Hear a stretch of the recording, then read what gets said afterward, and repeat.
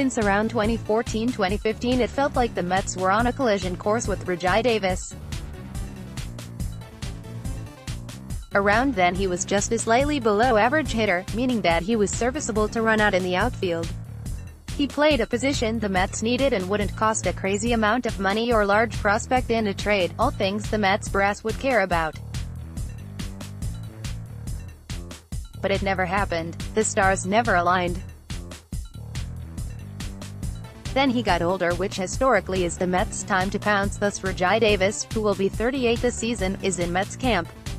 Different than other years, in the Mets' more recent history, he would be competing for a starting job. He's here as a depth piece on an NR competing directly with Gregor Blanco. With it as a setup, having him in camp makes sense. Before we get into his recent numbers, just some quick transaction history. He was drafted in 2011 by the Pirates in the 38th round and made his debut in 2006.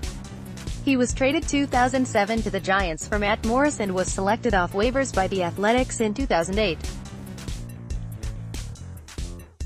In 2010 he was traded to the Blue Jays for Danny Farquhar and Kirsten Magnuson and would become a free agent in 2013. He then signed with the Tigers for 2 seasons, the first time that rumors on Twitter started that the Mets should bet interested in him. Since then signed with the Indians, then the Athletics, again, who traded him, again, this time to the Red Sox for Rafael Rincones. Then he signed with the Indians, again, before becoming a Met. 2017 Oakland, 328 PA, .233, .294, .353, 71, DRC 2018 Cleveland, 216 PA, .224, .278, .281, 69 DRC career, .262, .311, .379, 85 DRC. If Rajai Davis was still hitting close to his career line, he would be competing for a starting job somewhere. His OBP has been declining since 2014 and his DRC has declined from 94 in 2015 down to 69 last year, a number he has posted 3 times in his career, although not his worst. If he sees significant time in the majors this year, his numbers will be close to his numbers the last 2 seasons.